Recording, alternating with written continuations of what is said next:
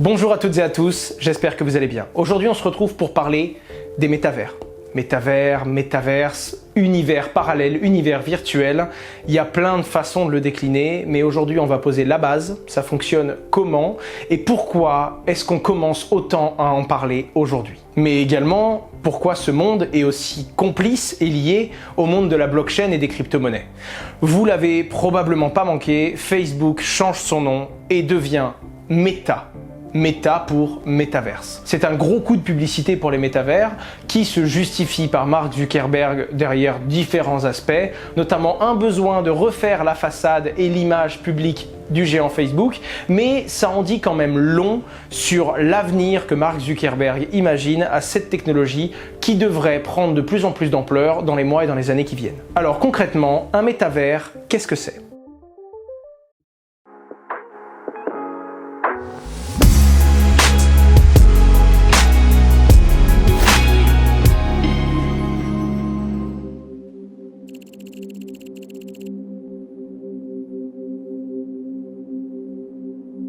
Alors déjà, méta, ça veut dire au-delà, et vers, c'est pour univers, donc au-delà de l'univers. C'est de là que vient ce mot. On en a entendu pour la première fois dans le roman Snow Crash de Neil Stephenson.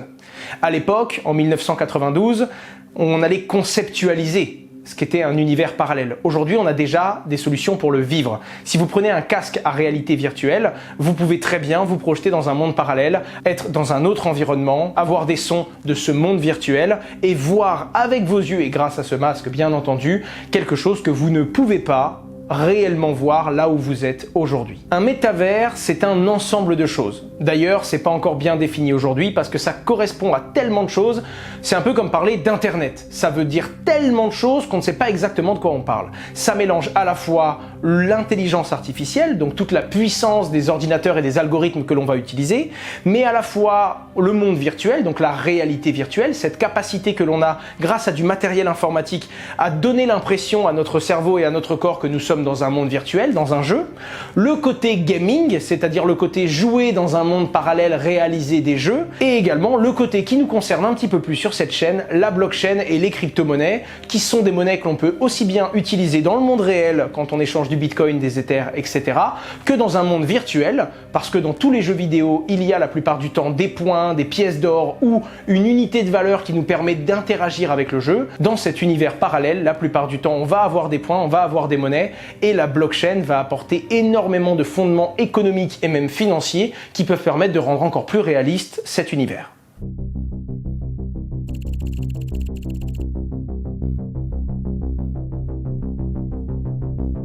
Mais alors finalement, pourquoi est-ce qu'on en parle beaucoup plus aujourd'hui ? Parce que ça existe depuis 1992, en tout cas c'est la première fois qu'on a cité le métavers, et pourtant tout le monde commence à s'exciter. Alors évidemment Facebook a fait beaucoup de bruit et les gens se posent des questions, et quand les gens se posent des questions, ils obtiennent des réponses, du contenu est créé et on commence à documenter la chose, mais la réalité c'est que ça devient accessible. Ce que j'ai entre les mains c'est un casque Oculus. Et non, ce n'est pas sponsorisé. Si vous nous regardez, n'hésitez pas. Alors déjà, pour la petite blague, Oculus est une entreprise qui appartient à Facebook, sinon c'est pas drôle. Et surtout, ce casque coûte environ 350 € avec les deux télécommandes que je vous montre ici. On peut en avoir d'entrée de gamme à partir de 150 ou 200 € et les meilleurs vont commencer à coûter entre 400 et 500 €, voire beaucoup plus si vous voulez du matériel. En effet, parce que ce casque vous permet de vous plonger et donc de voir un monde virtuel autour de vous, mais également d'avoir une immersion sensorielle avec le son, c'est-à-dire que vous allez avoir du coup le son de l'environnement dans lequel vous êtes qui vous est directement projeté dans les oreilles, donc vous avez l'impression de voir et d'entendre un univers parallèle, et vous avez également ces télécommandes qui non seulement vous permettent d'interagir et de donner des commandes dans le jeu, mais également de faire bouger vos mains. Là dans le jeu j'ai les mains fermées, là dans le jeu j'ai les mains ouvertes. Je peux aussi bien récupérer un objet et une boisson sur la table que je peux recharger une arme à feu. Et c'est ça qui est assez fou, et on arrive réellement à ressentir ce sentiment d'être plongé dans ce nouvel univers, ce sentiment d'immersion. Quand je vous dis que ça peut coûter beaucoup plus cher, c'est que pour que ce soit encore plus précis, on pourrait mettre des capteurs au bout de la pièce. Pour que ce soit encore plus précis, il existe même des armures que l'on peut porter sur soi, alors pour le coup c'est plus des gilets, qui vont, quand on va par exemple dans un jeu d'arcade, quand on se reçoit une balle, gonfler un coussin et nous faire comprendre qu'on a été touché à cette partie du corps. Ou encore avoir directement des capteurs sur les pieds, sur les jambes, sur la taille, pour que les mouvements de notre corps soient encore plus réalistes. Mais rien qu'avec ce minimum syndical d'un masque et de 2 manettes, on arrive déjà à avoir une immersion qui aujourd'hui est folle et accessible à partir de 300 ou 400 €. Certes, c'est cher, mais ça devient totalement accessible pour la merveille technologique qu'est cet outil. Il n'existe pas que des casques Oculus, il y a plusieurs marques évidemment, toutes plus ou moins performantes en fonction de différents critères. Mais pourquoi on commence à en parler? Parce que pour la première fois, on a une intelligence artificielle qui commence à être performante et très poussée. On commence à avoir du matériel hardware, donc le masque que je viens de vous présenter, qui devient à la fois très performant et relativement accessible. On n'est plus obligé de mettre 20 000 € pour avoir une expérience d'immersion et de réellement se sentir dans le jeu. Et en parallèle de tout ça, la blockchain, les crypto-monnaies et tout support numérique qui permet d'instaurer une confiance virtuelle, une confiance aussi bien dans le monde réel que dans le monde virtuel, permet d'apporter les différentes dimensions nécessaires à créer un vrai métavers puissant et dont on a ce vrai sentiment de quitter pendant un instant le monde réel. Alors globalement, les métavers reposent sur quelques piliers. Plus ou moins, tout le monde n'est pas d'accord avec ça, encore une fois, puis quand on crée son univers parallèle, on n'est pas obligé de prendre toutes les contraintes que les autres veulent nous donner, mais globalement, ça suit quand même 3 règles que l'on retrouve la plupart du temps. Premièrement, ce monde est ouvert. N'importe qui peut le rejoindre et le quitter à sa guise sans contrainte. L'objectif, c'est qu'il n'y ait plus de frontières, qu'il n'ait plus de discrimination. Globalement, vous rentrez dans un monde, vous avez un avatar, vous avez l'apparence que vous voulez, et vous pouvez faire ce que vous voulez. Selon les contraintes du jeu, bien entendu. Le deuxième pilier, c'est le fait que ce monde soit durable. Pour qu'on ait envie d'y retourner, c'est qu'on puisse y construire quelque chose, interagir et du coup créer de la valeur dans ce monde parallèle. C'est là où la blockchain intervient beaucoup d'ailleurs. À l'époque, sans les NFT et sans la technologie de la blockchain, il y avait des objets virtuels qui avaient de la valeur.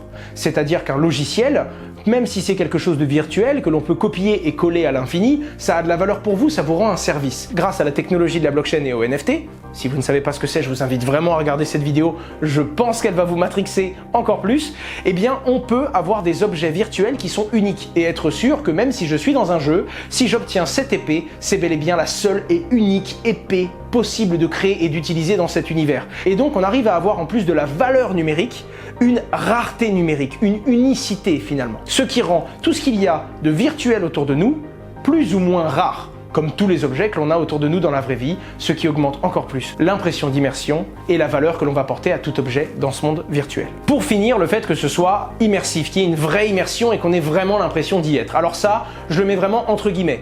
Aujourd'hui, la moitié des projets qui disent être un métavers, c'est juste un univers parallèle, mais ça peut être dans un jeu. Dire que un jeu sur son téléphone dans lequel on incarne un héros et on va faire des missions est un métavers, on peut pas dire que c'est faux, c'est bel et bien un univers parallèle. Je vous prends un exemple tout bête, l'univers de Pokémon par exemple. Par contre, pour moi, un métavers, c'est réellement un univers qui va nous plonger avec un maximum d'immersion et qui va vraiment nous donner l'impression d'être dans cet univers. Bref, ça c'est une notion, encore une fois, chacun est en train de modifier les critères, et puis comme les métavers sont à la mode en ce moment, autant vous dire que dès qu'on a un jeu qui a des NFT dedans qui peuvent avoir de la valeur, on place très très vite le mot métavers. Encore une fois, je vais passer assez rapidement sur le sujet des métavers, mais je ferai une vidéo beaucoup plus complète sur les play to earn, des jeux vidéo et donc des métavers dans lesquels on peut réaliser des missions, jouer, obtenir des NFT qui ont une valeur et finalement les revendre contre des bitcoins et donc des euros ou des dollars dans la vraie vie alors que l'on a joué à l'origine à un jeu vidéo.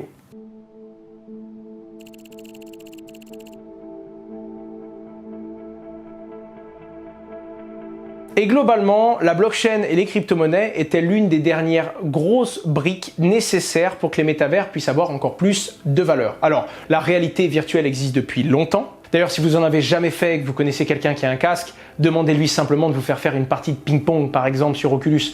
C'est fou. Non seulement la façon dont on se sent réellement dans un monde virtuel, mais en plus de ça, quand on tape la balle, on sent les vibrations dans la raquette et nous donne réellement l'impression d'avoir tapé une balle dans la vraie vie. C'est assez dingue ce qu'on arrive à renvoyer comme signaux. Et c'est vrai que ça donne une grosse immersion.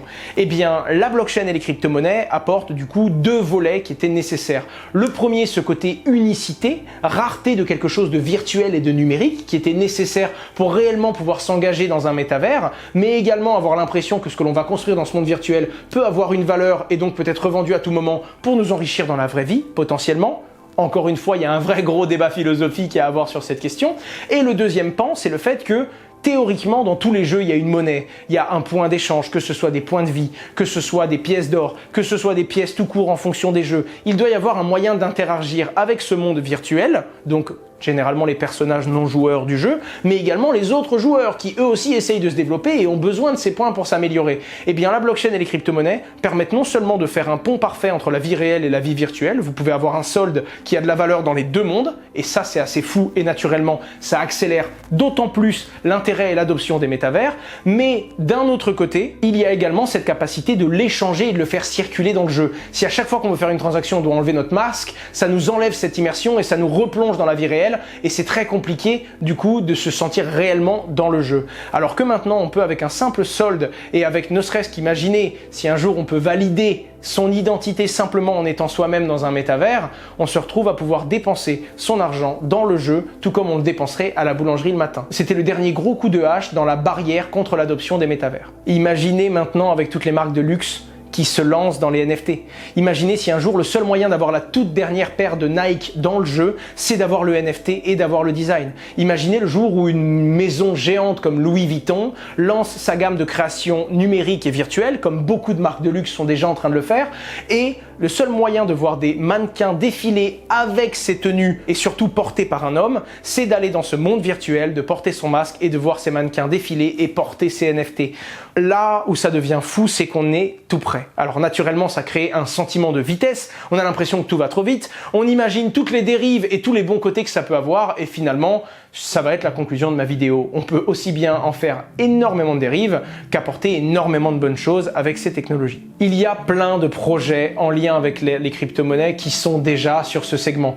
Que ce soit Exclusible, pour les marques de luxe qui proposent déjà des NFT, que ce soit OVR, un monde virtuel dans lequel on peut acheter des parcelles de terrain comme si c'était des NFT et donc mine de rien devenir propriétaire d'un morceau de ce métavers. Il y a le fameux Decentraland et Sandbox, des jeux dans lesquels on peut, grâce à des NFT, acheter des parcelles de terrain et se plonger dans ce jeu. D'ailleurs, il y a même des événements, il me semble, si je dis pas de bêtises, que Kraken fait des événements de rencontres directement sur Decentraland. Pour ceux qui sont bien dans le monde de la crypto-monnaie, il y a la Citadel VR, enfin, il y a vraiment beaucoup d'initiatives qui développent ce monde et qui petit à petit commencent à utiliser toutes ces technologies pour donner une expérience utilisateur agréable. Pour conclure, je dirais que si explorer est dans notre ADN, on est curieux, on a toujours envie d'aller plus loin, on a toujours envie d'aller plus haut. Si on a envie d'aller sur la Lune, c'est normal qu'il y ait des gens qui ont envie de se dire « Ok, s'il y a un nouvel univers devant moi, j'ai envie de m'y plonger, j'ai envie de l'explorer. » D'un autre côté, il y a le côté qui peut réellement faire peur et se dire que beaucoup de personnes qui se sentent mal dans la vie pourraient se sauver et trouver refuge dans un monde virtuel et se retrouver à n'avoir finalement plus que des interactions dans un monde purement virtuel et en perdre le goût des vraies choses, le goût de cette réalité que nous connaissons et que nous partageons tous aujourd'hui. Encore une fois, c'est pas moi l'arbitre de ce débat, déjà parce que je manque de recul sur la vie en général, je suis trop jeune pour pouvoir avoir une réflexion totalement éclairée sur ces révolutions. Ensuite, je suis très enthousiaste et je pense vraiment qu'on peut faire beaucoup de choses avec cette technologie. Finalement, ça reste un socle technologique. Tout comme Internet, tout comme l'électricité, tout comme le moteur à essence, tout comme une pioche et une arme à feu finalement.